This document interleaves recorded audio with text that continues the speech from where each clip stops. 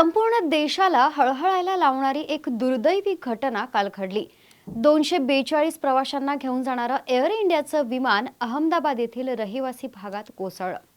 या घटनेत 24 स्थानिक आणि 241 प्रवासी अशा एकूण 265 जणांचा मृत्यू झालाय।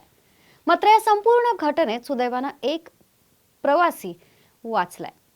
पण खरंच केवळ त्याचं नशीब चांगलं म्हणून तो वाचला का, की प्रवासातील कोणत्या तांत्रिक स्थितीमुळे त्याचा जीव वाचला? नक्की काय घडलं असावं, पाहूया। रमेश विश्वास कुमार या विमान अपघातातून बचावलेल्या एकमेव प्रवाशाचं नाव। रमेश हे 40 वर्षीय ब्रिटिश निवासी आहेत। आपल्या नातेवाईकांना भेटण्यासाठी ते भारतात आले होते। या दरम्यान त्यांचा भाऊ अजय कुमार देखील त्यांच्या सोबत होता। सध्या सोशल मीडियावर त्यांचा एक व्हिडिओ मोठ्या प्रमाणात व्हायरल होतोय। यामध्ये ते काही प्रमाणात जखमी झाले असून विमान क्रॅश झाल्यानंतर स्वतः ॲम्ब्युलन्समध्ये जाताना दिसतात। रमेश यांनी दिलेल्या माहितीनुसार या घटनेनंतर त्यांनी आपल्या वडिलांना फोन लावला आणि या घटनेची माहिती दिली। रमेश यांनी नक्की काय घडलं याची माहिती स्वतः सांगितली। ते म्हणाले, मला स्वतःला विश्वास बसत नाहीये की मी कसा काय सुरक्षित राहिलो।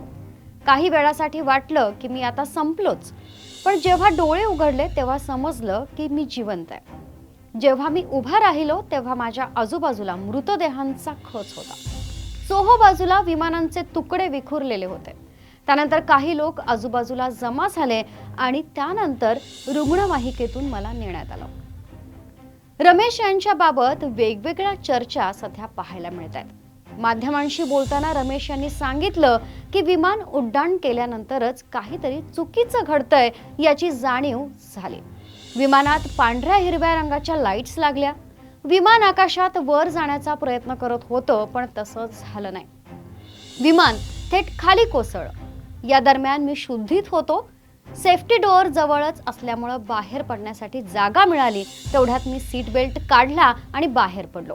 त्यांच्या या सांगण्यावरून अनेक महत्त्वाच्या गोष्टी समोर येत आहेत।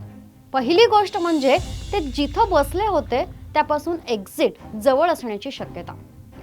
11A नंबरच्या सीटवर ते बसले होते। 11A सीट कशी ठरली लकी, पाहूयात ग्राफिक्सच्या माध्यमातून। खरं तर बोईंग 78178 चे सीट्स 3 विभागात विभागले गेले होते। सगळ्यात पुढे बिझनेस क्लास, ज्याच्या 10 रांगांमध्ये 18 सीट्स होत्या।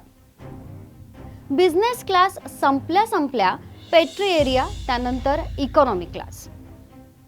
नेमकी इकॉनॉमी क्लासची सीट 11A पासून सुरुवात होत होती आणि 28 पर्यंत इकॉनॉमी क्लासच्या सीट्स होत्या। त्यानंतर टॉयलेट आणि विमानाचा विभाग सुरू होता।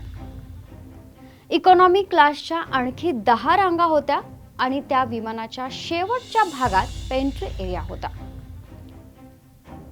आता रमेश बसलेल्या 11A नंबरची सीट ही इकॉनॉमी क्लासची पहिली सीट होती आणि ही सीट इमर्जन्सी एक्झिटच्या एक्झॅक्टली जवळ होती। सीट नंबर 11A च्या समोर मोठी स्पेस होती आणि त्यानंतर विमानाच्या क्रूसाठी असणारी जंप सीट होती। याशिवाय सीट नंबर 11A च्या खालच्या डेकवर कार्गो एरिया होता। आता रमेश कुमार वाचले याचं महत्त्वाचं कारण म्हणजे विमान क्रॅश झाल्यानंतर जे चित्र समोर आलं होतं यातून स्पष्ट झालं की या घटनेमध्ये विमानाचा कार्गो एरिया आगीपासून सुरक्षित राहिला होता। एवढंच नाही तर विमानातील कार्गोमध्ये असलेले सामान देखील सुरक्षित होतं। अशी शक्यता वर्तवली जाते की विमानामध्ये स्फोट होण्यापूर्वी कार्गो एरिया हा विमानापासून वेगळा झाला असावा आणि विमान अपघातात बचावलेले रमेश कुमार हे इमर्जन्सी गेटमधून कार्गोच्या मार्गे बाहेर पडले असावेत आणि त्यामुळेच त्यांचा जीव वाचला असावा। अगदी डोळ्यासमोर एक एअर होस्टेस आणि एक काका काकू जळत होते। माझा डावा हातही गंभीरपणे भाजला, पण कसा बसा मी त्यातून वाचलो असा अनुभव कथन रमेश यांनी पंतप्रधान नरेंद्र मोदी यांच्यासोबत केलेला आहे। सध्या रमेश यांची प्रकृती गंभीर असून त्यांच्यावर रुग्णालयामध्ये उपचार केले जात आहेत। खरं तर या विमान अपघातात केवळ 2 गोष्टी जिवंत राहिल्यात। एक रमेश विश्वास कुमार आणि दुसरा म्हणजे ब्लॅक बॉक्स. रमेश यांच्या सुखरूप वाचण्यामागं विमानातील त्यांची स्थिती कारणीभूत ठरली असावी. कदाचित 11A वर दुसरा कुणी व्यक्ती बसला असता तर तो देखील सुखरूप वाचला असता.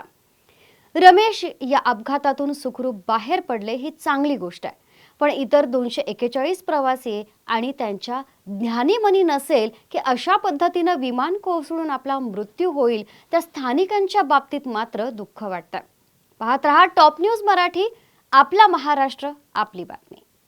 विद्यादानाची उज्ज्वल परंपरा असलेलं विद्येच्या माहेरघरातील आदर्श विद्यापीठ टिळक महाराष्ट्र विद्यापीठ पुणे 2025-26 या शैक्षणिक वर्षासाठी प्रवेश सुरू. BSc AI and ML, BSc data science आणि MSc डेटा सायन्स.